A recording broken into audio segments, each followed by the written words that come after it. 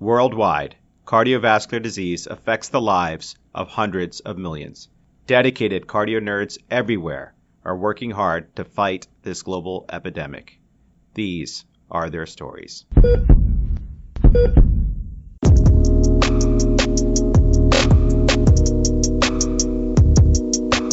Hey cardio nerds, as you know, that as part of our case discussion disclaimer, we always say the case you're about to hear is HIPAA compliant. Some details were changed to protect privacy, but out of respect to the patient, the rest was told exactly as it occurred. Truth is, we are very deliberate about using real cases to highlight disease processes because when it comes to cardiology, the details really matter, and fabricating a case from scratch would be nearly impossible and would likely sound inauthentic to the discerning listener. From the very first discussion that we had about our show structure, we knew we really needed to have a patient perspective on the show. By now, you have hopefully heard episode 31, our myocarditis case discussion, which revolved around a very special patient and his family who you met at the tail end of episode 31 during the Flutter segment. Well, folks, we are bringing back Chaz and his wife Julie, who have been so gracious with their time and have agreed to come on the show and give us a glimpse into the world of the good times and the tough and ugly times that they have experienced.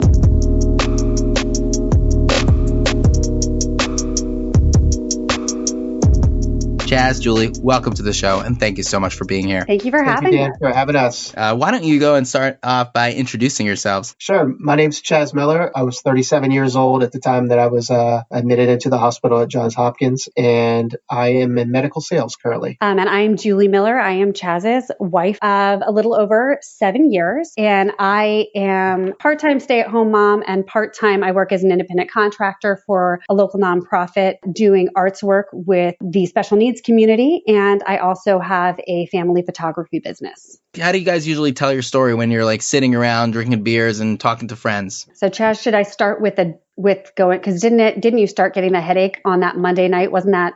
Yeah, it was the Monday night Columbus Day, right? Yep. It was Columbus Day? Yeah. Okay, so we went to the OB appointment and then, okay. Yeah, so I took the day off on that Monday. I believe it was the 9th of October. It was that Columbus Day. I had taken the day off of work just so I can go to Julie's OB appointment with her that day and be with the kids. So we took the kids to the mall, let them get their yayas out, came home and just relaxed for the rest of the day. And then that night I started getting like a little headache. And I thought it was a migraine, because I get them every now and then. And went to bed. And I was a little restless that night. I couldn't get comfortable. I was hot. I was cold. I was hot. I was cold.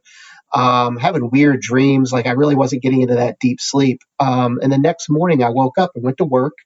And throughout that entire day, I kind of felt like I was walking around with a hangover, like a slight hangover, like a little dizzy at times, a little nauseous, like a little headache. And I was working in the Silver Spring, Maryland that day. I was in dental sales at that point at that time. So I was, seeing some of my accounts in the Silver Spring area, and I stopped it. I was like, well, maybe I'm just hungry. I didn't have breakfast. Maybe I'm hungry. So I went and got some food, ate lunch, and it still didn't fix it. And I was like, you know what? I'm just going to call it the day. It was like 2 o'clock at that point. I was like, you know what? I'm just going to call it the day and come home. And I text Julie and said, I'm coming home. I don't feel good. And I went and laid down for the rest of the day. And then that night, she had gone out and did something on that Tuesday night. I was working with the nonprofit I work with. We were, getting ready to kick off this amazing season of creating theater, and we were excited. And I was like, oh man, there's how's the baby? How's Chaz? And I was like, well, the baby's still cooking for a couple more months. We have a plan for that. And Chaz is home and he's sick, but he'll be all right. And then, everybody made jokes about the man flu. And I was like, no, he's usually pretty okay. When he's sick, he takes care of himself. So when he really doesn't feel good, I believe him because he doesn't exaggerate. And by the time I got home, he really felt sick. No, I just had a fever at that point, and then I started throwing up maybe a couple hours later, because I remember you being home when I had gone through the whole vomiting stage and the shivers on the bathroom floor and stuff like that. And we thought it might be a stomach flu. Yeah, I thought it was. Yeah, it felt like a stomach flu. At that point, my pregnant self was like, okay, so if you have something contagious, I can't get that. I need to not get that because as a pregnant woman, I had enough issues as it was. So I was like, you know what? You take the bed. I'll sleep on the couch, and I'll take care of Aurora, our, then 3-year-old. And I was just, the next day he didn't go to work, and I was just trying to keep her better. And by that next afternoon, he felt a lot better. Yeah. And then a couple hours later, I started feeling bad. This was on Wednesday.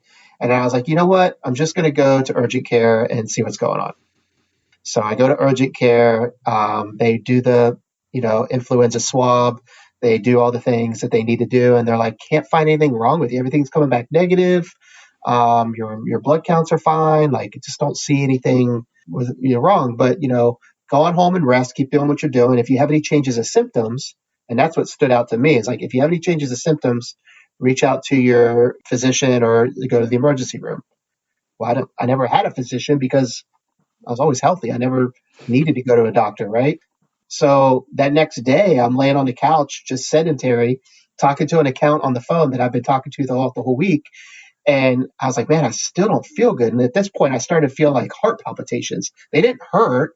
It just felt weird. And I was like, this is odd. And Julie was napping. And I was on the phone, and my account's like, dude, you might want to like take it to the hospital, like call it in. Like, this is going on too long. And I was like, I think you're right. So I go and wake Julie up. And I said, hey, I'm having a change of symptoms. Like, I think we should go to the emergency room. And she's like, okay. So we pack up the 3-year-old, put her in the car. I pack up the dog. We drive the 10 minutes in the wrong direction. I get the dog out. I drop him off at daycare. When I came out, like, Chaz was in the car when I went in to take the dog in. When I came out, Chaz was out of the car. Our daughter was still in the car. And he was just kind of walking around, just breathing heavily. And I was like, whoa. Oh, my God. Thank God you didn't let him drive alone. It gets worse. So I don't know how you were feeling at that point, Chaz. I was very nauseous. Like, I felt like I needed to throw up and I couldn't. That's how it felt. Like, I felt that, like, that metallic taste in your mouth, the nauseous feeling, the stomach hurting, the heart pounding. Like, I felt it all. And I'm like, maybe I just need to get out of the car, get some fresh air. I went off to the side of the building to like see if I could maybe throw up. If I did, I was at least on the side of a building and, not in front of the establishment. And then Julie came out and she's like, do you feel all right? I'm like, no, we need to go. Yeah. And I remember getting into the car. I said, why are you taking the route where we're hitting every stoplight? And of course, we hit every red light on the way to the. And the story there is. I'm getting worse and worse. And the nauseous every time she stops and goes and stops and goes. And I'm like, oh my gosh, I'm going to throw up. So, and then at some point I just forgot what was going on. And this is when Julie's perspective kind of kicks in. Yeah. Well, from the time I walked out of doggy daycare, the boarding facility, and he looked funny and I was like, are you okay? And he was like, no. Then the mentality stopped being, all right, well, we're probably going to be there for forever for them just to tell him, he's fine, go home and rest, right? Because that's usually when you end up going to the ER, like, it's not as bad as you thought it was. And you're like, you sheepishly walk back out and maybe get a prescription. And then you're like, well, that was like 8 hours of my life I'll never get back. So I'd gone from thinking that to like, okay, we need to get there quickly. I look at my GPS and it says to not take the interstate because of the time of day. It's late afternoon. It's starting to be rush hour in the Washington, D.C. like Beltway. It can be pretty bad. The district traffic is bad. So I was like, okay, I'm going to trust the GPS and I'm going to go this way. And on the way, he's complaining about the driving and the stopping and going, but he's also breathing more heavily. And then he's like, I need air. And he rolled his window down. And I was like, all right, man. And I was, I'd reach over and rub his leg every now and then. And I kind of let all like the insults about like, why didn't I take the interstate like go? I was like, all right, he clearly doesn't feel well. And this is just something he can focus on because this is something potentially we could do something about, get there faster. And he can't do anything about the way he's feeling. We get fairly close to Shady Grove, like within, I'd say, 1.5 miles. And I'm about to not even that close. But I got into a lane to turn left, and so I'm kind of sitting there waiting for the light to change because I'm going to turn on to this next road, and that's the road that the hospital's on. And I kind of felt the energy in the car change. And I think what it was, because, I was focused on the road and the light so that we could get going when it turns. I felt the energy change. And what it was is his breathing changed. There wasn't that hard gasping. So I looked over and his face was totally relaxed. It looked like he was sleeping, but his face was completely slack. And it didn't look like it wasn't pinched. When you're sick and your head hurts, like you kind of always have that pinched expression. And he had that even when he was resting. So he looked completely relaxed, which was weird. So I went to check on him and I put my hand on his arm to be like, hey, honey. And and as I touched him, like he completely slumped over in the car. Oh my gosh. His seatbelt didn't catch him because we were stopped at the light, so completely slack.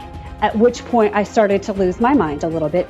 I don't know if so for a second I was like, oh my God, I need to get him out of the car. Like, I'm CPR certified because of my nonprofit work. So I was like, I'm going to have to figure out how to put this in gear, run around the car, hope that somebody behind me sees, because I'm 7 months pregnant and I got to drag this dude out of the car and get him on a flat surface so I can start CPR. But then I was like, okay, one step at a time. Let's make sure he's not breathing, even though it doesn't sound like it. So I physically pushed him back up and I put and to get his head up, I put my palm over his face and then I could feel the exhale through his nose and mouth onto my palm. And I was like, okay, we've got breath. I don't have to drag him out of the car. Great.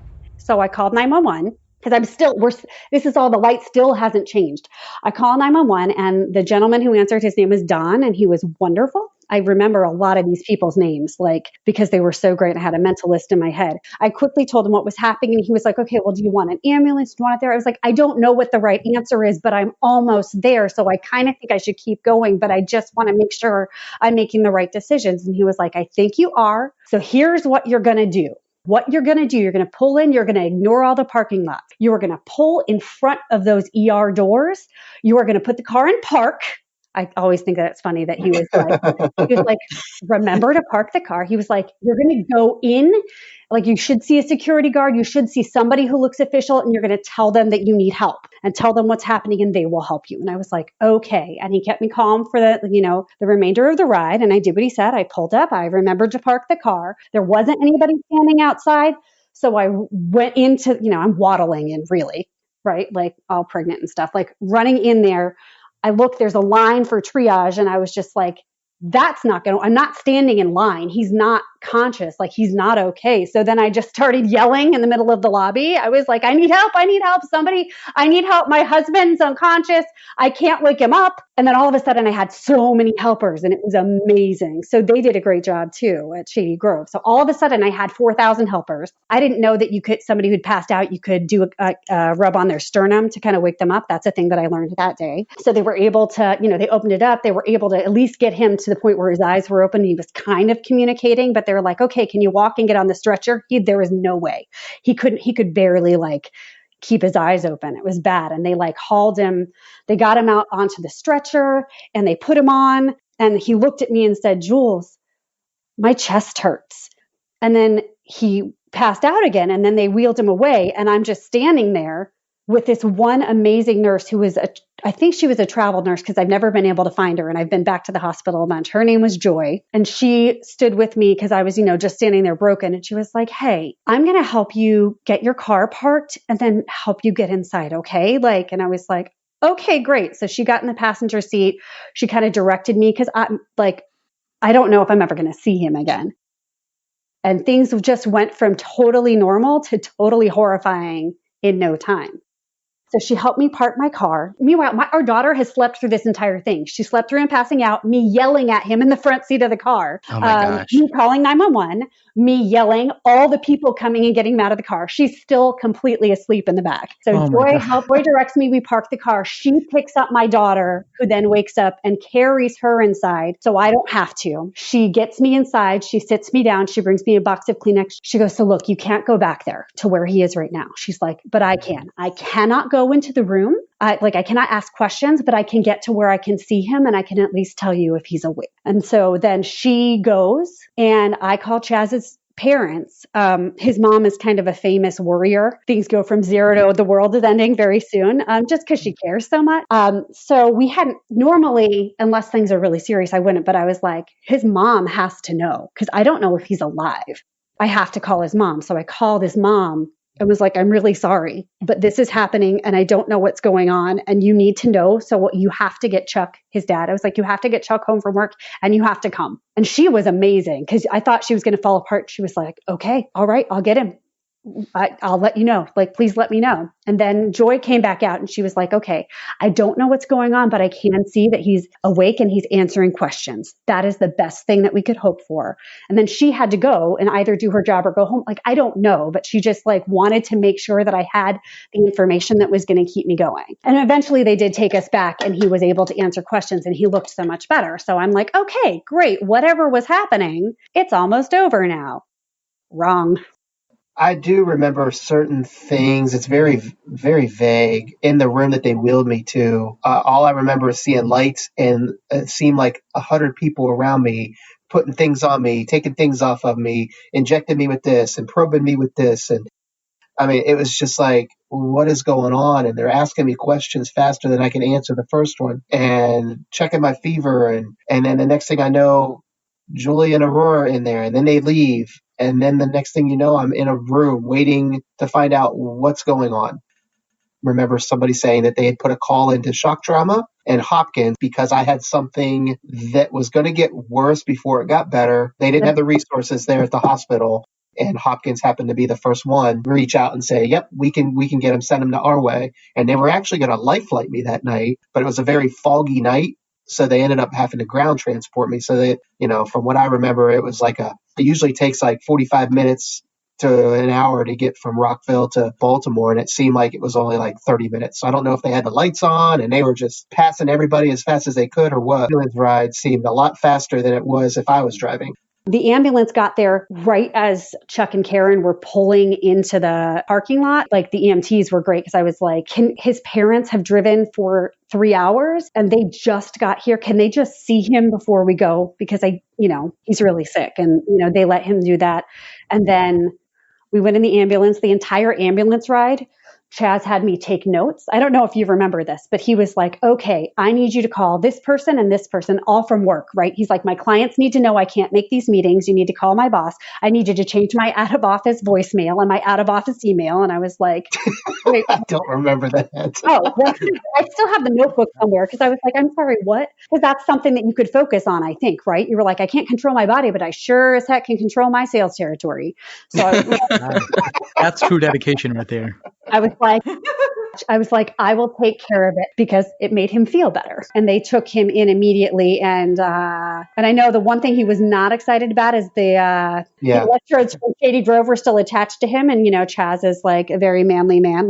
So he had some chest hair and they had to remove all of those, give him a free chest wax essentially to put on the Hopkins electrodes. And he was real mad about that. And then he seemed to be he was pretty okay for the rest of that night and all through the next afternoons. Unfortunately, his mom on Thursday night was so worried while we were there. It was maybe 1 a.m. She passed out in his room, in his ICU room. She had to be admitted to the ER. So, oh my God. So then, and at that point, I think I yelled, I'm pretty sure I yelled, I was like, people have to stop passing out in front of me. It's like, you said you Millers need you to stop. Millers. No more Millers passing out. Yeah, no more Millers passing out in front of me. And my father and I looked at each other. I said, I got patient A, you got patient B. Nobody else goes down. And so we split up and we just would text each other updates about our particular patient. And then Chaz, do you remember anything about that Friday? As soon as I was admitted on that late Thursday night, I remember getting stripped down, getting the electrodes taken off, their electrodes put on. And then everything from there, from the time that I went into my first surgery, was very foggy. Like, I don't remember what happened on what day, but I remember feeling all right, going through a bunch of tests. I remember them doing my A-line, and that was the worst experience in my entire life because I was nauseous. And I don't know who was trying to do my A-line, but I think it was his first time ever working with a needle. Oh, and it felt like it was me. It was not me. It was not you. And I remember the attending constantly telling him like, hey, this is what you need to do. This is how you do it. And it felt like it was like 3 hours long and I was nauseous. And of course they put the sheet over your head. So like now I'm breathing my own hot air. Right. So now my nausea is getting even worse.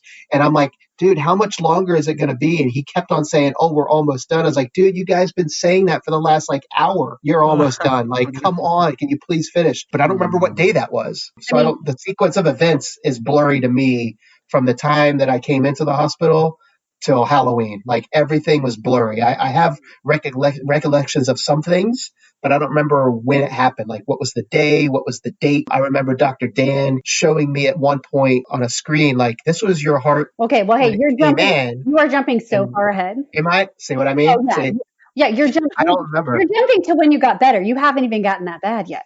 Oh, okay. You're still not on life support yet. I'll just say, just for the audience, that Chaz had gone to Shady Grove and had a very elevated troponin, as we had talked about in the case discussion. So already there was a thought that myocarditis was on the differential, and that was one of the reasons why he came directly to the CCU at Johns Hopkins. And I actually met Chaz and Julie then, and I was witness to the passing out saga, and I remember this like it was yesterday. But I'll let you continue. But that's kind of how you ended up in the CCU. Yeah, that is how we ended up in the CCU. So his mom's now in the ER, but like he's not better. He still feels ill, but it's nowhere near like it was before. He's tired. He's worn out. He still feels a little bit nauseated, but it's nowhere near the level. Now it's just like he doesn't feel well again. And, so it seems like it's definitely much better than it was the day before. So of course, those of us who do not work in this field and know how this story goes are thinking, okay, well, this is good. It's better. It gets to the point they decide like, okay, well, we'd like you to try to eat something. And that's when things started to get a little wonky. So he eats. He's able to FaceTime with my stepdaughter, who's 10 and is with her mom. And of course, I've been in contact with her mom because, number one, her mom is lovely. Like Chaz's ex-wife is lovely. And they do a lovely and inspirational job of co-parenting together that I think everybody should do. But that's a whole other story. So I've been in contact with her, but, and Emily's worried. So I want Emily to be able to talk to Chaz. So I get the iPad out. He doesn't feel great, but he's like, yeah, I'm going to suck it up and talk to her for a minute. And he does. And then he starts to feel more nauseous. And it gets really bad. At around 8 p.m., he starts to actively throw up. Like every 10, 15 minutes, he throws up. Sometimes it's even less than 10 minutes. And it doesn't stop.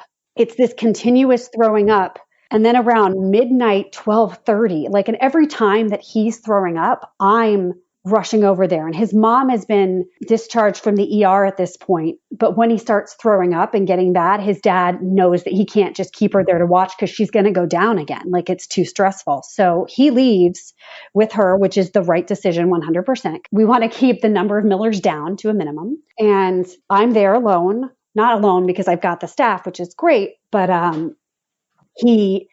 he starts vomiting and he doesn't stop. So after 4 straight hours of vomiting, it's midnight and I call my mom and my sister who, I've been kind of, keeping in the loop, but it hasn't been serious. And I was like, I need somebody. This is not okay.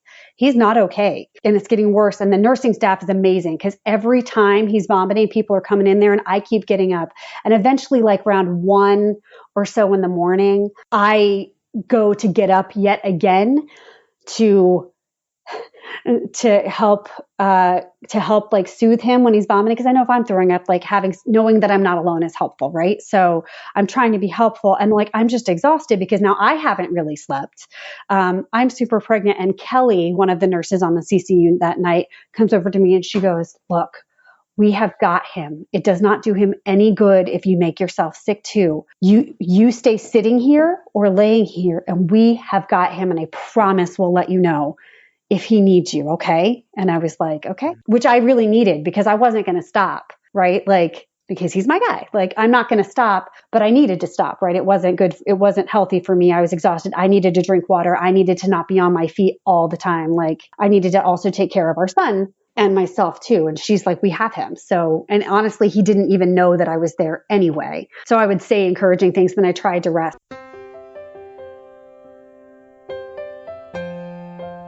My name is Kelly Norsworthy. I am a nurse on the CCU, and I remember Chaz and Julie Miller very well. I took care of Chaz Miller many times, but the first time I met him was on my last night on orientation. So, my last shift, Alyssa and I walk in together. Alyssa is my preceptor that night. She's like, okay, Kelly, I really want you to take this assignment and run with it on your own tonight. She's making sure that I can do this by myself because a day later I'm going to be on my own. So we get report on Chaz Miller. I think he's been there maybe less than 12 hours. He's a 40-year-old guy. He doesn't look great. They put a swan in that day. They think it might be something viral or cardiogenic shock maybe. They're unsure. He's not very sick at baseline. He's, a healthy younger guy. He's got a family, but he doesn't look great. So you're not quite sure what you're about to walk into, but Alyssa's like, okay, go ahead, go introduce yourself and let me know what you need. So I walk in I remember he's in bed 11. It's, 7:45 when I go in, and I just know automatically how bad the night is going to look because Chaz looks awful. He's diaphoretic, he's pale, he's nervous, he's anxious, he feels crappy, he's restless in bed, and that to a nurse is just like number one bad sign is when a patient looks restless, you know that like something's going on. So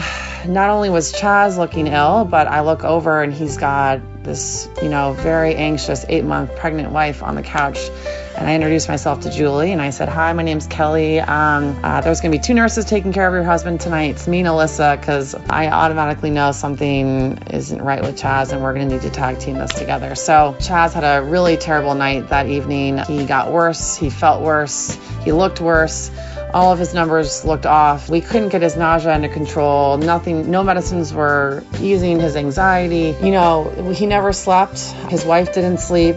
I think around like 2 a.m, I walked over to Julie and she looked scared out of her mind. I hope she thought that I looked confident because I did not feel confident underneath it all. But that's part of our job, is to go and not just take care of the patient, but to help ease the anxiety of the family and explain what we're seeing, explain what we're doing so they can kind of understand what our thought process is. So I go over to Julie, I kneel down in front of her, I hold her hands and I look at her and I said, Julie, we've got this. We are taking care of him. I know he doesn't look great. He doesn't look good to me either. You have to be honest, but you also want to help them feel a little bit better about the situations. Trying to give her some peace that like we are concerned, but able to take care of him as best as we can. Kind of overnight, you as nursing are trying to get them through the night so that you have your full team and resources the next day that come in, and at 7 a.m., we pull everyone into the room and we're like, look, something's going on with Chaz. He needs to go to the lab and get more support here, like a balloon pump or something. We need to figure out what's going on. So taught me a lot that night. It didn't do anything for my confidence because I was supposed to be running that shift by myself, and I was literally bringing Alyssa in with me every time because I think even the most seasoned nurse could see that that wasn't a light assignment. That was someone who was very, very sick, and I think we all would have looked for help and support that night. Thank God I had a great charge nurse. Whitney was working, one of our best nurses at night overall in the unit, and then we had Alyssa, who was, I'm so confident in her abilities, and thank God I had them. Thank God we have an amazing team on the CCU. I don't think I could have done it without them, but it taught me a lot. I will never forget that night. I will never forget Chaz and Julie, and I took care of Chaz many other shifts after that, and I was by myself. I was off orientation. They kind of were like, all right, you're ready to fly. And he taught me a lot in those first 3 months about taking care of really ill, sick patients that go up, they go down, they get better, they get worse, but you tend to see little improvements over weeks. And then eventually he got downgraded, which was just unbelievable to me. I think he was probably the first patient that I saw that was close to dying and ended up getting better and going home. And thank God he did. He's a beautiful family and 3 young kids, a beautiful wife. And Julie, I just remember being with you that night and being equally as scared and as anxious as you, but really trying to show you that we had it together and we were going to make it work together. So happy to have met you too. So happy that you're home with your families now and safe and healthy. And hopefully we'll see you back on the CCU, not in a patient capacity. I always say that, but to say hello and thank you for being awesome. All right. Bye. Thanks, Kelly, for being so open about your experience and giving us a tremendous glimpse at what goes on at the patient's bedside. It was just last week that you and I were working the COVID-19 unit with multiple patients on ECMO. You were just crushing it as charge nurse, leading a whole group of talented nurses to do some cutting edge work. And don't worry, we'll have the opportunity to hear from Alyssa a little bit later. Anyhow, back to Julie's story.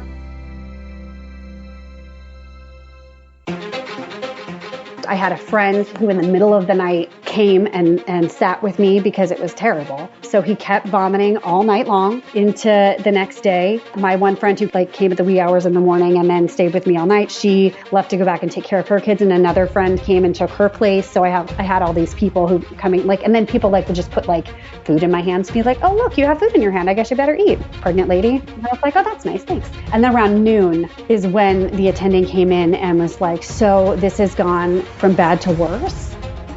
we're at the point where all the medications we're giving him are not helping him at all. We need to take more drastic measures now. And that's when they went over the life support devices that they were going to put him on. They were going to put him on, an external pacemaker and an Impella heart pump and ECMO. And of course, I didn't exactly know what all of these things were. So I had to get that explained to me. And he went in, and Chaz and I had a conversation before they took him back for his surgery. I chatted with the nurses and I was like, is this a situation where I should maybe check with him before he goes in to make sure I know what his wishes are in case things get really terrible? And they were like, they were like, I'm not saying that it's going to go that way, but I don't think it's ever a bad idea to make sure but I would make sure that you are the only two people in the room so that he doesn't feel pressure from anybody else. So we did that. And, what I know of Chaz is that he's a fighter. He's hyper competitive. He has a background in professional sports. Like, he is like this competitive guy. He's got this drive. So my thoughts going into that were, no matter what, as long as there's a fighting chance, he wants the opportunity to fight. And then this guy,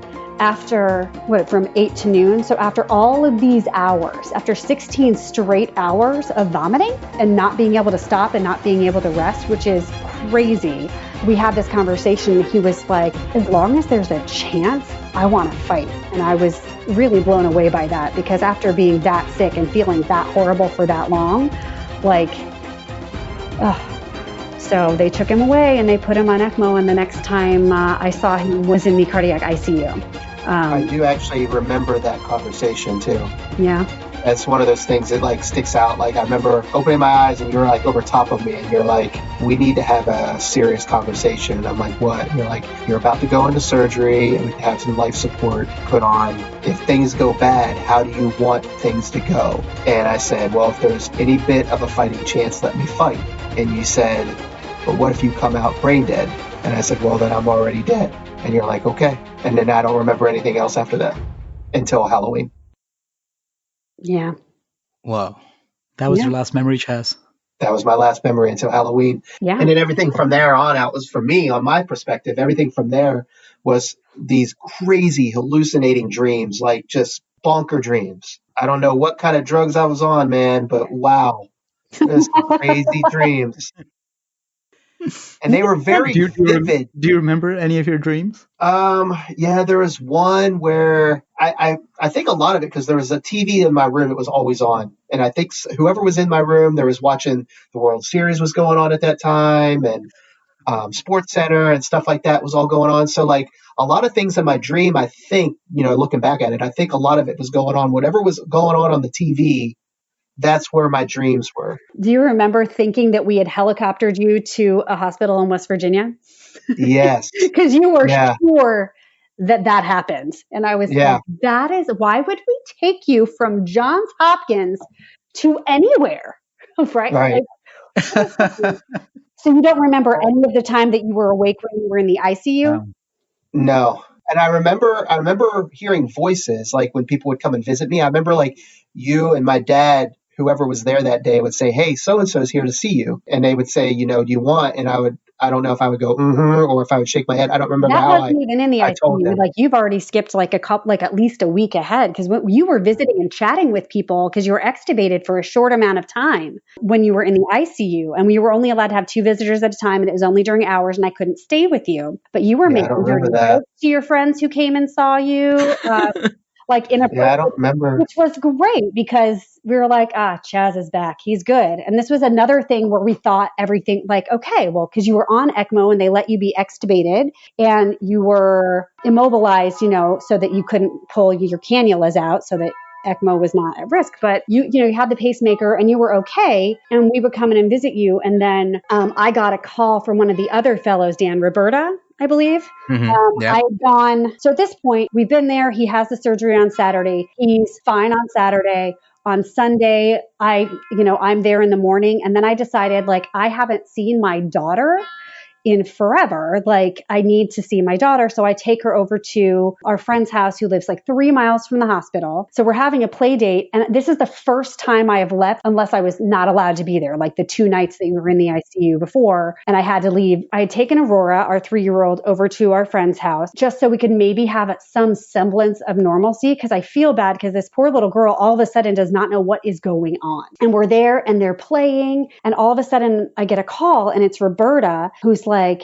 hey, he's really struggling to breathe. Now he's not doing well. We're going to have to intubate him again, and we're going to medicate him so that he's able to rest. So they're going to put him now in a medically induced coma, essentially. And I wasn't expecting that because he was talking and making jokes, and we were talking about football. And our friend had flown in from Boston. She's an immunologist, and she was helping me kind of wrap my head around. She was essentially translating all the medical stuff to me and putting it in layman's terms for me, because while the staff is able to do that, like, they can't spend all day with me, and she could. And now she's flown back home, and I am so confused because I thought he was getting better, and now he's going back under and I'm not there. So if he doesn't wake up again, I wasn't there. His dad was, and his dad says that he was like, oh, I feel myself going, guys. See ya. Bye. Like, and it freaked his dad out. That was the first time I really let go, because you got to kind of keep it together in some semblance. But then I was there, and I remember our friend took the kids, and she was like, you guys, let's go downstairs and watch a show. And then she got them out of the room real fast. And then she just kind of walked back and put a box of tissues next to me. And then I just cried for 45 minutes. And because I got upset, and Roberta was great on the phone. She was like, this isn't a huge deal. He's not dying right now. He just needs more help. He needs more oxygen, and we can't do that unless we do this. So that's why we have to do this. But it seemed like another step back. Julie, thanks for walking us through that. And Roberta Florido is an incredible doctor. Can I take you back to when Chaz was first placed on ECMO, Impella, had a temporary pacemaker? Mm-hmm. When you first walked back in the room and saw him, that's a lot of equipment. What did you see? What were you thinking? How did it feel from your perspective? I was warned. So my sister has 5 children, and her 4th had to be intubated, and he had a lot of equipment on him when he was a little tiny baby. He was in the NICU and had some major struggles for a few days. So she was like, I'm just going to warn you, it's a lot of equipment. And it was a lot of equipment, but what I noticed most was he didn't look like he was in pain. And that was the first time in almost a week, right? Because he had started with that headache on Monday, and now we're at Saturday afternoon, evening, and it's the first time since Monday morning that he didn't look like he was in pain. So wow. The equipment, there was a lot of it, and it's a little scary, but he didn't look like he was suffering at that moment. He looked like he was resting, and they were going to keep him asleep that whole night. And I was okay with it, because I knew he couldn't continue going on like he had been the night before. And it was honestly, it was a relief to see him not actively suffering, because it's so hard to watch somebody you love go through so much pain and so much distress, and there's nothing you can do. And that there are people who have the ability to do something, and they are literally doing everything they can, and everything they're doing is not working. That's really scary, because we know, everybody knows Johns Hopkins, and again, these women, these nurses, and then the doctors, everybody was amazing, and they were literally I could see them putting so much effort into trying to help him, and nothing they were doing was working. So eventually they were just trying to help get him through. I think overnight there were a lot of conversations going on. I think from talking to you, Dan, and to some of the other staff when we came back and visited the year later, that decisions were being made overnight on what they were going to do. And so the nurses were just trying to make him as comfortable as possible, which it wasn't comfortable at all, but there was nothing else they could do. They were doing everything. So I was just glad to see that he wasn't suffering, and I knew he was going to have a good night. And he had a great nurse that first night in the ICU who was like, because, I wanted to stay. And he was like, look, there's not you'd have to walk way out here to go to the bathroom. That's not that's not ideal for you. There's this, he was like, and I got him. I'm going to take care of him. And he's not going to know. And even if he did, he'll know that you wanted to. And you also have to take care of yourself. Look at you. And I was like, yeah, roger that. Okay. Yeah. I would never get away with that. Well, my bed is a little more comfortable than the hospital cots, a little bit. This is post-op from the ECMO. He actually spent 2 nights in the cardiac surgery ICUs. Yeah, before he moved back over. Yeah. And again, he had that one day where he was like alert and making jokes and was watching football on Sunday, and it was great. And then the next day, things kind of fell apart again. And eventually they moved him back over to the CCU, where we were with you all again. And it was helping, but his ejection fraction, as I recall, was so low that and it just wasn't getting better. And and then he started to have complications from the machines, where he was just bleeding constantly. And eventually they just had to put a pad down. It was rough. I have all these pictures. His body started to swell because his kidneys started to fail. There was something about the impella, munching up red blood cells. So he was turning these ridiculous colors, and he was so swollen and he was so sick, and his feet started turning black, and then his cannulation sites started getting infected. So then we had all these new sets of doctors. We've got the infectious disease doctors coming in every day, and he goes on dialysis. So now we've got the dialysis machine. So he's on continuous dialysis. There's the kidney team who's coming to see him. And then you guys are coming to see him again. And he was just getting worse and worse and worse. When they had put him back under, they put him back on an external pacemaker. And there was this point, his uncle had flown in from the Carolinas, and we were all just standing around just watching it. And he could barely hear us, right? Occasionally we could communicate with him, and they would kind of lighten the sedation, because they've got to make sure that his brain is still functioning, right? Because the most important organ of all that makes Chaz is his brain. So they would check, and then we could communicate with him a little bit. We made a letter board so he could communicate things with us. He would write letters on our palms. A couple times I had to tell him what was happening when he would wake up, and I learned what not to say, but that it was okay because he would forget, and I'd have to tell him again. There were several times where he was trying to communicate, let's go home, or he didn't know where he was or what happened. And I would think that he did because we had gone over it the last time he woke up, but he had no memory of it. So I had to tell him several times what was happening. And I got better at telling him what was happening because I don't remember how I did it wrong, but there was one time where his eyes got huge and I was like, no, but you're okay. You're not going to die. You're all right. Whoa. Cause you could tell whatever I said just really, it was the wrong choice, whatever it was. But I got better at being like, hey, do you remember what happened? And he'd shake his head no. And I'd be like, okay, so you're in the hospital. You did not have an accident. You got sick. Your body's immune system went into overdrive to try to make you better, and it affected your heart.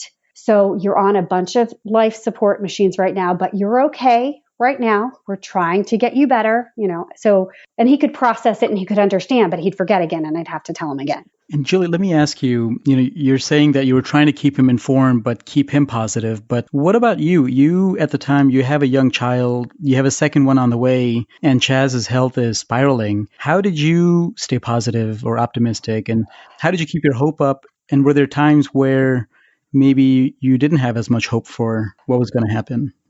What's interesting is once he did start to get better, a lot of us, because none of us discussed the contingency plans out loud because we didn't want to say it out loud because we're being positive, right? But you're not human if you're not thinking in the back of your head, how am I going to do this? There was a point when his ejection fraction was really, really low. I remember going to my OB's office because I had been stressed. I had a bunch of friends that first week that he was in the hospital, and things just kept, oh, we think it's getting better and now it's worse. We think it's getting better and now it's worse. They were like, I really think you need to call your OB and just go get checked out because this is a lot of stress and it would make all of us feel better.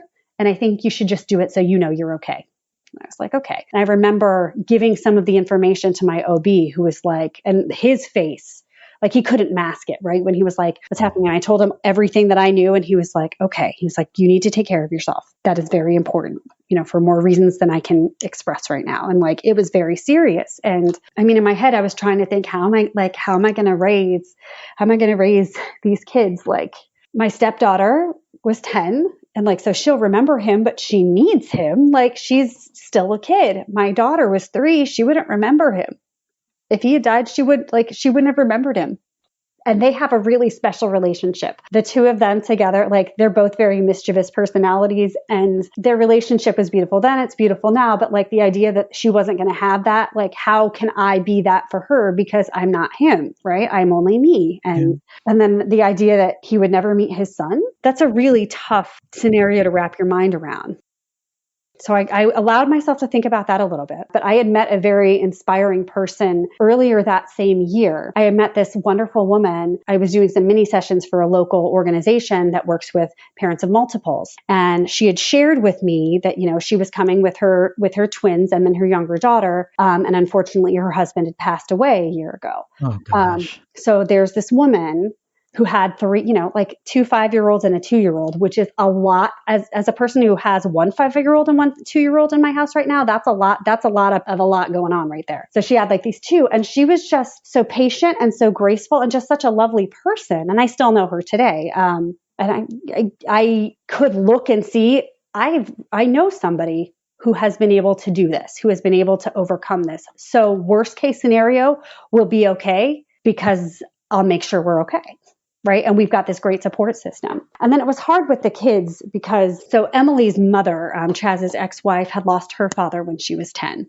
So it was really hard for her because she does not want her daughter to have that same experience that she did. So she and I talked every day. We cried a lot on the phone together. I would call a few people and then I would do kind of a Facebook update for everybody else during the day because I think there's only so many people I can call and I do not want to have to give the same information, the same bad information over and over again. But she's one person I would call. So we're trying to make sure that Emily's okay.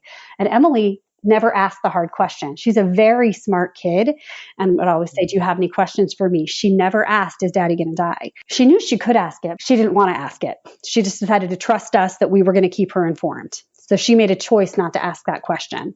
And then one day when he was really not doing well and I was really thinking he's not going to make it, because at that point, like the odds were he wasn't. And we had a conversation. My mom had flown in and we were there.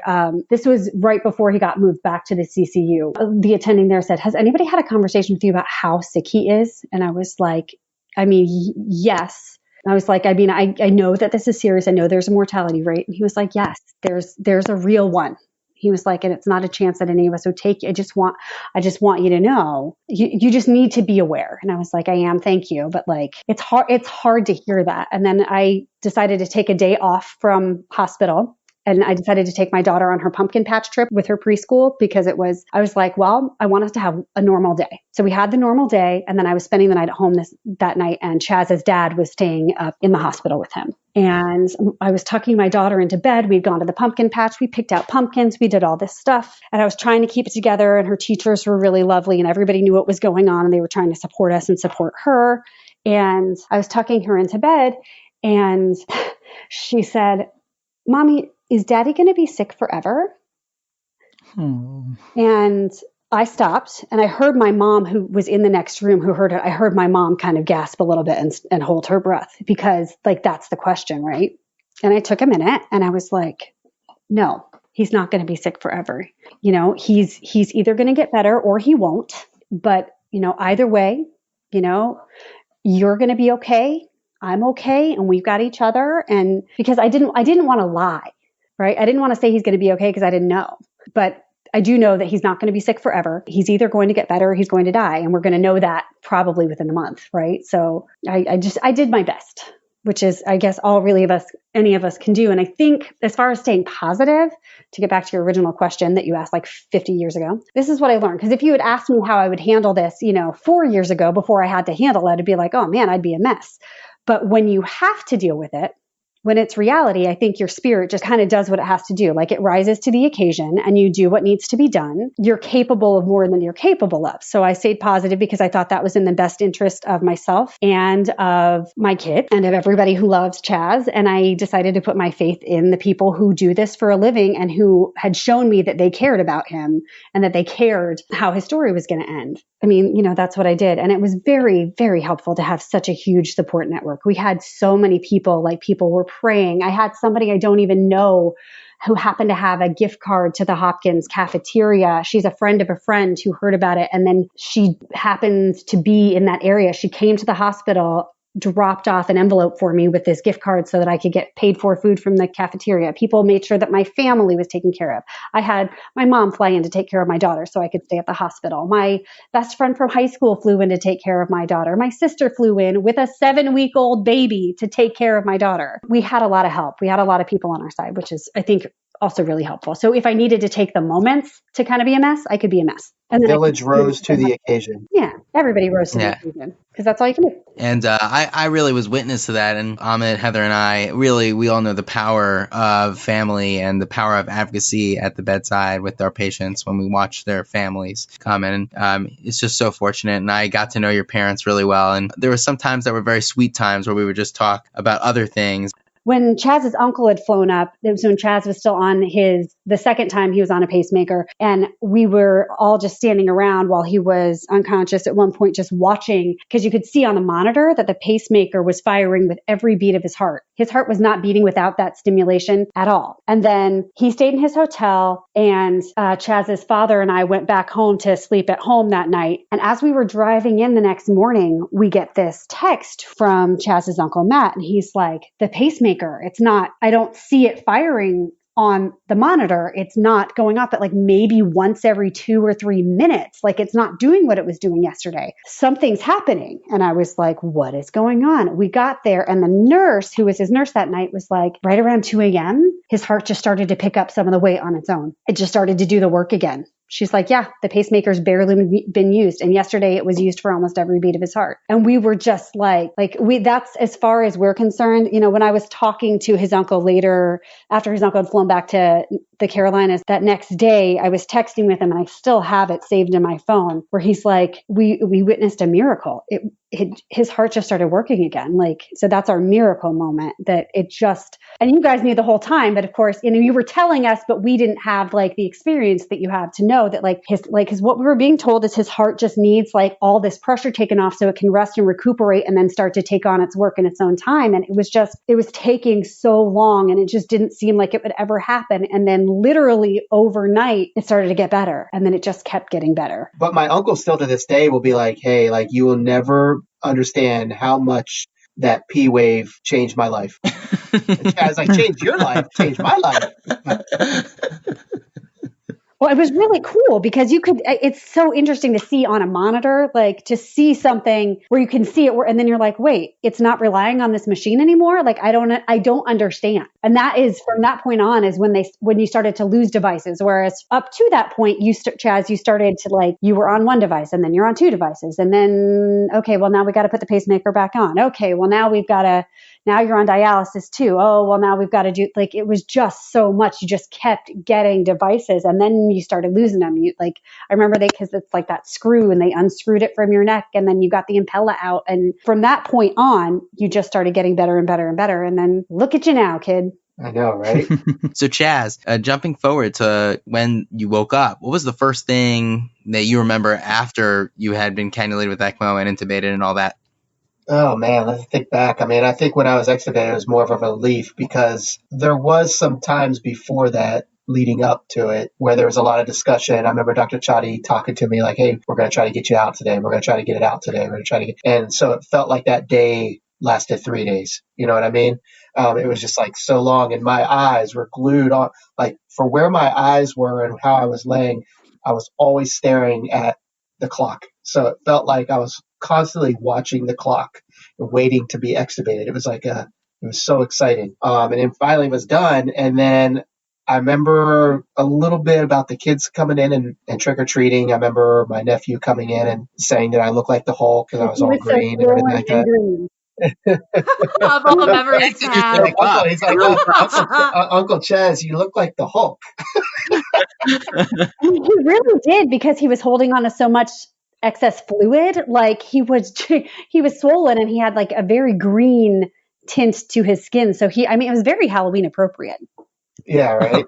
And then the next day is when I started rehab on November 1st. And that morning of November 1st, I started speech therapy and swallowing and trying to eat normal foods. They started with like applesauce and stuff like that to try to get me in water out of a straw, and trying to get my muscles to work again to be able to take down actual food rather than through a feeding tube. So I remember that. And then I remember the first time they tried to get me out of the bed and sit me up. It felt like an eternity to try to get me to sit up on the edge of the bed.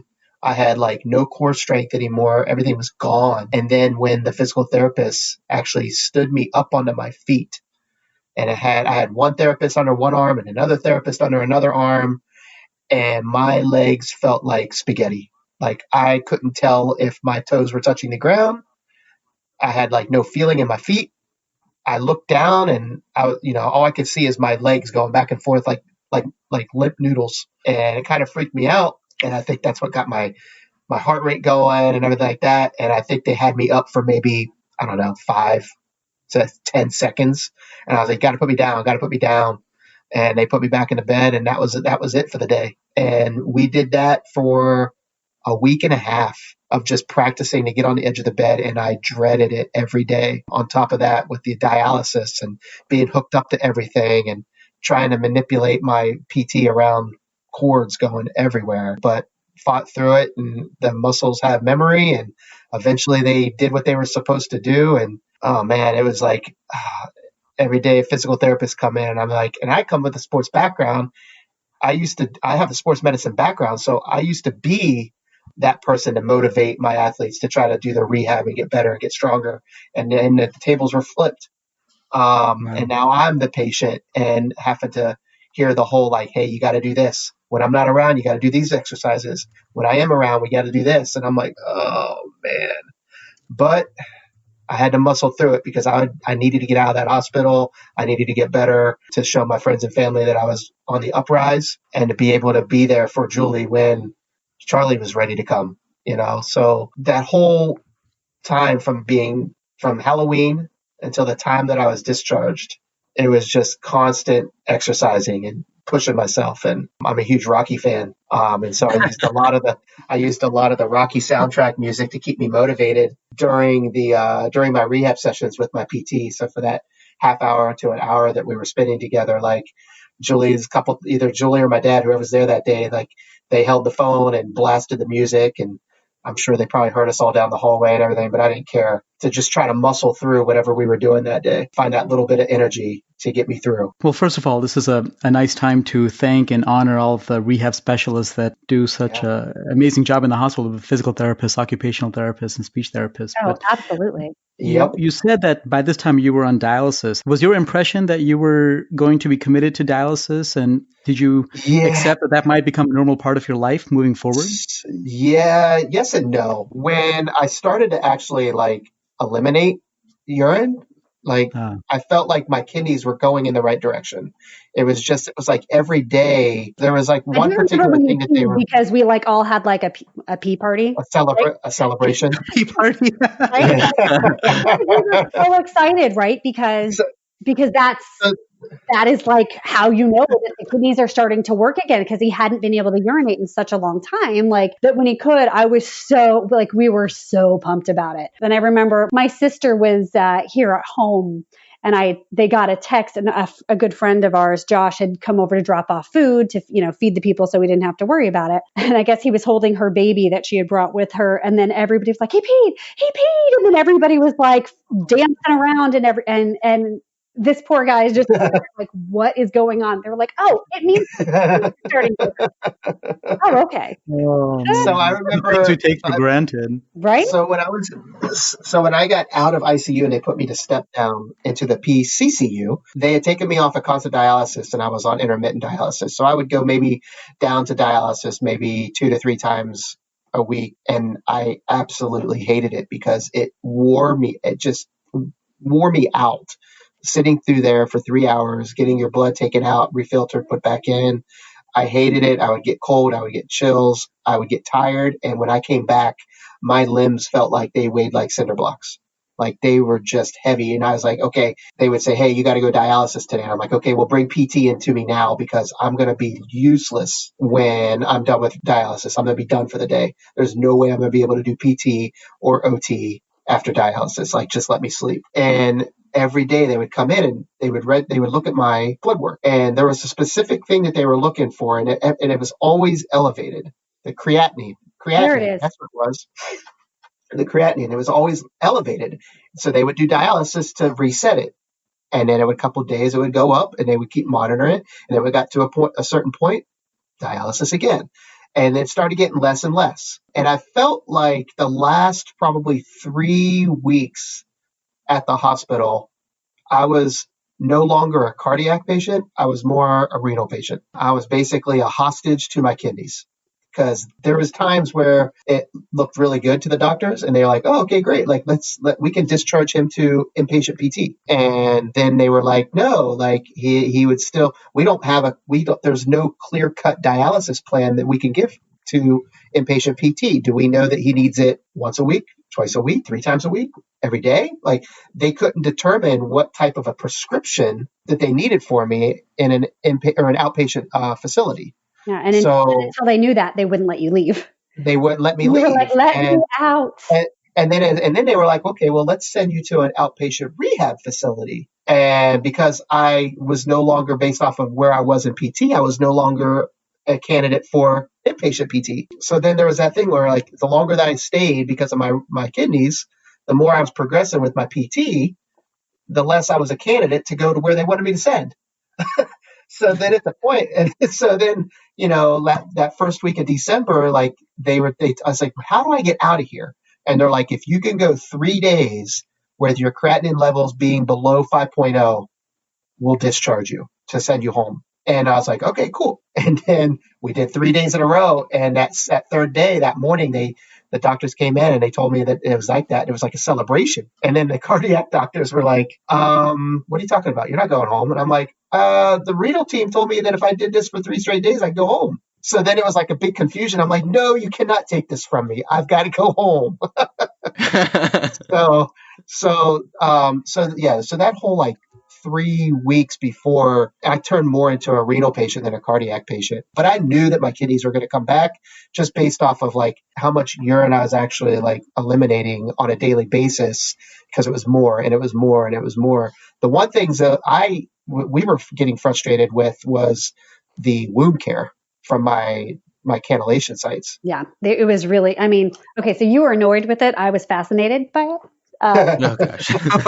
I'm one of those people who thinks that stuff is really interesting. So there were like, Amanda, who was the wound care nurse, would always be like, you want to watch? And I was like, do I? And, and Chaz would get really annoyed. But the cannulation sites, like, they just wouldn't close, I guess. And please, everyone with a medical degree, correct me if I'm wrong, but I guess, the body is kind of healing from the inside out, right? So like, it's not devoting the resources to closing the wounds and healing the skin when it needs to take care of the heart and the kidneys, and when he had pneumonia, and when it was like, we're not worried about that right now. So they were trying to, at the point where he was getting better, they were trying to get those wounds to close, or at least get sufficiently closed enough so that I could do wound care for him at home, because they were really, really serious and deep wounds that would not heal. She had to come in and clean them out. Do you remember? So Dan remembers this. So I had after we got discharged and we counted, I had 54 blood transfusions in the entire time I was at the hospital.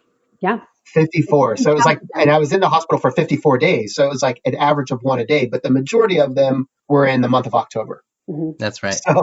So I do remember being in PCCU, and those were the nurses that I actually got the closest with, because I don't remember a lot of the nurses in the ICU. I remember Amy, she would come in every morning and do my blood work. There was a night nurse named Adam that I became really attached to. Him and I were really close during the evening shifts. Those were about the only 2 nurses that I really, really, really remember from ICU. So when I was at PCCU, I couldn't sleep at night. So like those night nurses, like they come in and we'd have conversations, and I became really close to that group. And I remember one of the times where I was having a rough time after dialysis, and they were like, hey, let's give you a blood transfusion. And I'm like, okay, good. Like that would probably make me feel a little better. And Beth, God love her, she was like one of the first people. It was like one of the first times she had like been on my case. I remember her like hooking it up, and she asked me, have you ever had a blood transfusion before? And the entire room just lost it and started laughing. And God love her, like we didn't want to feel like we were laughing in her face, but it was like so funny. We're like, oh, yes, I've had a blood transfusion before. We've had plenty. So that was a memorable time. But yeah, the nurses in the PCCU, like, fantastic. I mean, they were one of the first people that I wanted to visit when we came back in that May during Nurses Week. They were the first people that other than Dan intercepting it when we got off the elevator, we saw him just randomly. But that was very fortuitous. I know, right? You can't escape Not that it. you would want to. I But But We've tried. We've tried. I will say that this is such a, the way you're speaking about and remembering the nurses who took care of you is so special. And just man, a they were reminder great. that this is Nursing Week right now. So happy Oh, Nurses is Week it to really? everybody. It is. It is Oh, that's actually. right. It's May. That's It right. is, It's the second yeah. week of May.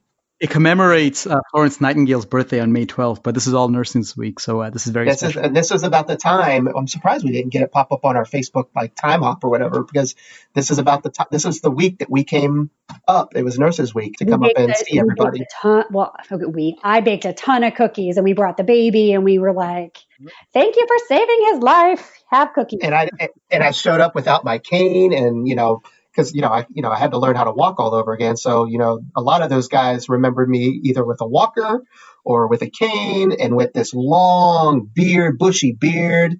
And so I go home and I do my rehab, and of course another factor that an obstacle I had to overcome was my left wrist wouldn't work the entire time I was in the hospital. I didn't get my left wrist back until probably March of 2018. Even then, if you were holding anything Wow. heavy, it would collapse on you. Yeah, anything I would grab. If I grabbed a Coke can, whether it was half full, almost empty, like if I grabbed it and squeezed, my wrist would just flex and just collapse. Can you walk us through what it was like, really, to go back home and to be discharged? Oh man, it was so weird because I didn't want to take off normal clothes when I got into the hospital, right? They wanted to put me in that hospital gown, right? And then when I was leaving the hospital, I'd gotten so used to just being in a gown, and I had all these wound sites and stuff. And then my dad's like, "Hey, you want to put on normal clothes?" And I'm like, "No, I really don't. Like, I don't know what it's going to feel like on my my bandages and stuff like that. Like, is it going to be comfortable, or do I should just stay with this?" And he's like, "Well, you can't leave the hospital pretty much naked in a hospital gown. So you got to put something on." So he helped me get some sweatpants on that were loose fitting around the waist and baggy and not, constricting, and a t-shirt. And wearing the t-shirt actually was really nice to have, and not being hooked up on anything anymore. That was nice to be free. And then just the ride home and just being outside. There was a point where I had gone 49 days without feeling the outside air. Wow. 49. And I got discharged at 54 days. So on day 49 was the day that they allowed me to go outside in a wheelchair just to get the fresh air. And it was December, and I was like, I don't care. Put a hat on me, put a blanket around me. I don't care. I want to breathe the Baltimore air, even though it's probably the worst air to breathe. But it's like, I just got to get outside at 49 days without feeling the outside air and without breathing the outside air. So it was nice to finally be outside in a car, driving home with my dad, just him and I, and seeing, civilization outside of a hospital again. And then getting home, Aurora sitting at the window, Julie got a video from the inside perspective of the house as we pulled into the driveway. And just to have her running outside and greeting me, Daddy, and helping me inside. And I was still in my walker at that time, so I wasn't quite ready for the cane yet, but I had my walker, and they helped me inside to the house. Everybody greeted me, and then got to sleep in my own bed that night. And it was just amazing. Just a fantastic feeling. Like, you never knew how much you missed your bed in your own house.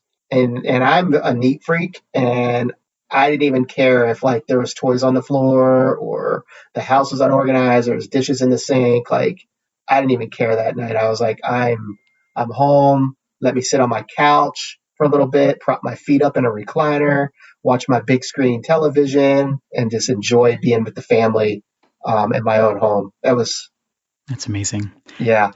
Now, Chaz and Julie, this experience, I don't even know what the right adjective is. This thing that you both went through, has it in any way impacted the way you live your life, or your approach to life or approach to others?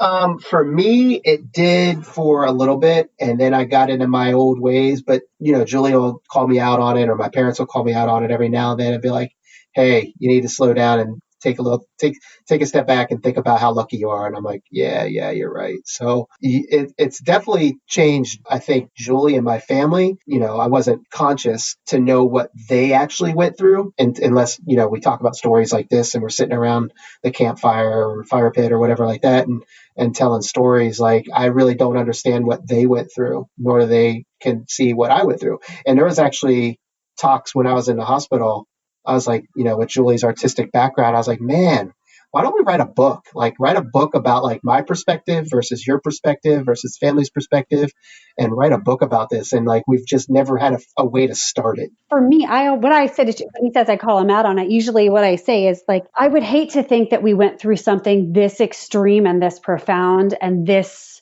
hard and came out on the other side not having learned something. So I try to not stress the small stuff and to remember, because it's so easy, like in everyday life, especially as parents, kids can be kind of crazy. And it's like, so especially right now, for example, nobody can leave. There's no school. Chaz has to work from home. I had to cancel all of my photography clients because it's not safe for me to get up close and personal with people right now. And it can be very frustrating, but it's given me this great perspective, but at least things could be a lot worse. I have these people, because there was a time that I didn't have him here, and it was horrible. So I don't think I get as annoyed with little stuff as much anymore. And I think I have gained an ability to kind of take a deep breath, step back, and get some perspective, because I've had this bigger view and I know what it feels like. And I think I don't think I was an unkind person before, but it's made me more likely to reach out when I see that other people are struggling, because I know how good it felt. Because not that I wouldn't want to reach out before, right? But sometimes if somebody is going through a hard time, you don't want to bother them. But it never bothered me. It actually felt really lovely. Even when I couldn't, there was a time where I could not answer Facebook messages. I could not answer texts because I was too overwhelmed with so much information coming in. But every single one of those reach outs meant something. And it kind of, when people give you that love when you're in a really low place, it honestly lifts you up over the next obstacle and gets you through. So it taught me that. So I am now the person who wants to reach out and say something or offer words of encouragement. I want to do as much good as I can, knowing pay it forward, I guess. Yeah, that's such a powerful sentiment. And you guys have so much wisdom to share. How did you practically debrief after all this with your children? I'll answer that one. I relied a lot on Julie explaining it to them, because she had more of a perspective of what actually happened than I did, to tell them hey, this is what happened, when I don't even really remember what happened. So I would say that Hopkins has child life specialists. And when Chaz was in the hospital and still doing rather poorly, it was suggested that maybe I would want to have a conversation with one of them. So I did. And I had a conversation when Chaz's ex-wife could come up, because we both have children who, we share this experience. Our children's father is in a hospital and we don't know how this is going to go. And how do we work this out with our kids? And the child life specialist came in and she talked to us about ways that we could talk about preparing them for going to visit him for the first time in the room with all the equipment, by showing them pictures of the equipment and how to explain it, to help explain it to Aurora. Charlie wasn't born yet, and Emily was old enough to talk through some of the stuff with her mom and with me too. And I made sure, as far as when he was sick, I made sure that I still kept our weekends with Emily, because I didn't want it to be, there's joint custody and she comes up for half the summer and then every other weekend. And I didn't want it to be, oh, daddy's sick, so now you don't get to see your sibling. That's not okay. Right. So I would still make sure that even if I wasn't here because I was in the hospital, whoever was here had Emily. So she still got that time, and she still knew she was a really important, key member of our family, no matter who's sick or what's happening, she matters. So there was that. And then there's a great book called The Invisible String that talks about how everybody is connected to each other with strings made of love. So anyone you love, you're always connected to, even if you're in different places, whether that place be in, you're at school and I'm at home, or daddy's in the hospital and you're at home, or if somebody, passes away, you're still connected by that love. And that was a huge help in explaining to Aurora, the concept that everybody that you love is with you no matter what, even if you're not together all the time. And then as far as kind of debriefing when things got back to normal, I've always taken the path of being as honest as possible. So what questions do you have? Okay, well, he was sick and this is what happened. He got sick and then his body was trying to fight the bad guys and it missed and it accidentally hit his heart, So we talk about that, and daddy kept fighting like a superhero. So we have a book now called Superhero Dad. And a friend of mine got me this great little chart that they usually use for children who are sick, where you put a picture of, the person, there's this little, it's it looks like a game, and you can move it along the chart, and like the final destination is getting to come home and getting better. So as Chaz would go through milestones, he's off of ECMO, so we move him up to here. Oh, he moved to the other unit, he's over here. Oh, he learned how to walk, we move him up here till his game piece got home, and then he's home. So that's how we explained it to the kids. We still have it up. Yeah, I still have it. Actually, it fell off the wall the other day, but I still have it out because I have to put it back up. Guys, this was a really special episode for us to do. It really is one. From my perspective, the non-medical perspective, I remember when you came in and you just had so much nausea and you just were so uncomfortable. And I remember being at the bedside, just like knowing that the medicines that we were using just wasn't going to cut it. And I just saw you in really extremis of nausea and shortness of breath. And that was my first impression of you. And then, it's almost like you're in ECMO land and you're out and you're in and out. And by the way, the drug is ketamine. That's why you had those hallucinations. But, I had gotten to know Julie and your family and your kids even as I was at your bedside every day trying to tinker and optimize the situation. And then I remember the moments when we realized that we would have to reintubate you and we still hadn't had that chat. And it's funny, like I spent so much time at your bedside and I had no idea what you thought of me. I was like teaching everybody about the ECMO circuit and doing rounds every day. And I had no idea if you were like, oh my God, this annoying guy, won't he just shut up?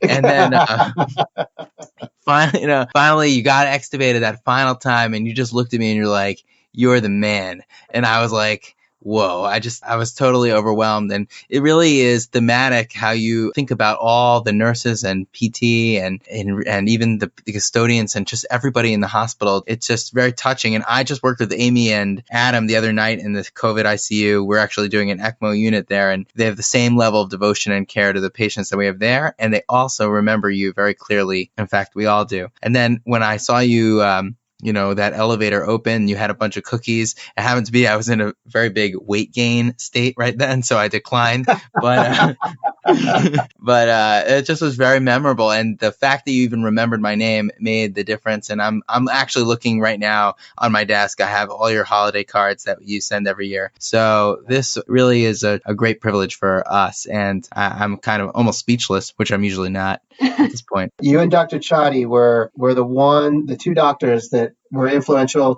in my mind. And my mom still talks about the two of you, about Dr. Dan and Dr. Chadi, and how they would come in and my mom would look you guys right in the eye and be like, don't lie to me. Tell me what's going on. She still tells that story, and it's pretty cool that everybody remembers Dr. Dan and everybody remembers Dr. Chadi. And Dr. Dan, I interrupted Chaz earlier when he was telling a phenomenal story about what I think is my favorite memory about your time with us when you brought the video in. So you might want to let him tell that again because it's a phenomenal story. I remember being wheeled around. I don't remember if I was being wheeled into the room or out of the room, but I remember I was being wheeled somewhere, and you were like right next to me walking with the bed, and you were showing me on your laptop, on your computer, of like, this was your heart when you came in, and this is what it looks like now. So you're getting better. And I remember that conversation, and I remember seeing the heart on the left where you pointed at, this was what it looked like when I came in. And I remember it looked like a mouse heart. It would look like it not even beating. It was like a little bit at a time. And I was like, whoa. And then to see what it looked like, at that point and the improvement that it was having. But I don't remember the time frame of where I was in the recovery stage of that, but I remember that conversation. And then Dan disappears for like several weeks. And we're like, where'd Dr. Dan go? Off the unit, like for the rotation. Yeah, he like went off the grid. I'm like, I thought he's not I guess I'm not important to him anymore. And then he shows up a couple weeks later. Then he shows up just in my PCCU room. Like, hey, what's going on? Yeah. That day that you walked in with your like iPad or laptop and you were like, Mr. Miller, this is what your heart looked like. What, like 2 weeks ago or last week or whatever. And then you were like, and this is it today. And you could see it, his heart was beating. It was like, it still kind of takes my breath away. Like, it's incredible. Well, that recovery was all you. We just nursed you along. You're the one who made your own heart better because we didn't give you any medicine that made it better in the end. I wish I could remember that and take the credit for it, but I do not remember that. Yeah, I'll say that you two are so eloquent and have so much to share that I would definitely read that book. Guys, thank you so much. Your time is so important and precious, and this was just phenomenal and entertaining, and also just reliving everything was wild. So thanks for coming on the show and really being so generous with your story and time. Thank you for giving us the opportunity. Just like we know that we owe so much to like the medical community and our personal community. Like there's these, right? It takes a village, right? And it took two really to save Chaz and give him cause he's lived this beautiful life since then. And he had lived a good life up until that point, but all the things that have happened since our village supported us to get, myself and Chaz's parents and all of us through the time. And you supported Chaz and helped his body and his heart get the rest that it needed to repair. Now, he got to meet his son. He's gotten to see his daughter turn into a teenager, which is its own special adventure. We went to Disney World last year for our daughter's 5th birthday. Chaz turns 40 in 2 days, and we didn't know that he would make it past 37. This year, he's not going to toot his own horn, but I will toot it for him. He just won Sales Rep of the Year for his company for 2019. Wow. Congratulations. Yeah. Thank you. That's funny. He's getting to do all of these things that he wouldn't have gotten to do otherwise. And his physical recovery is remarkable, and none of that would be possible without people like you. It's so important to, I think, acknowledge. And we will be forever grateful for all the doctors, all the nurses, and the incomplete staff and team that helped nurse me and get me the proper treatment to be able to be here today and do all these great things that Julie just stated.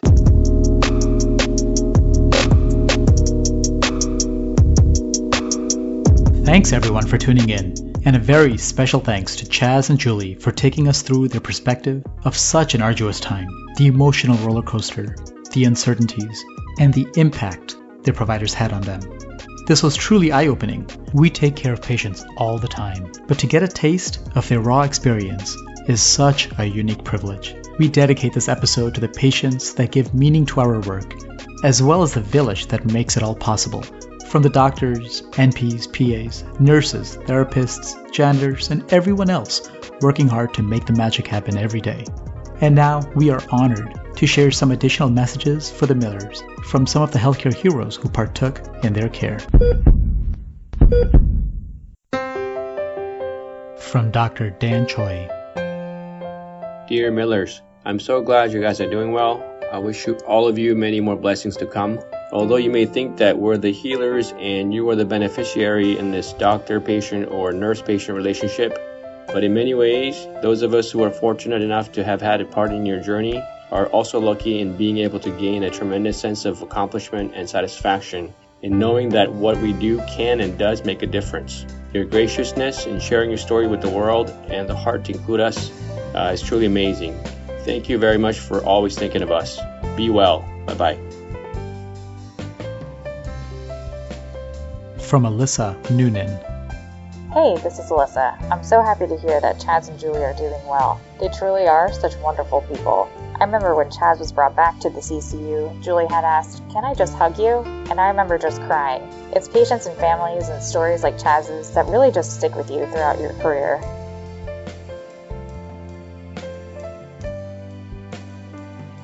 From Megan VanName.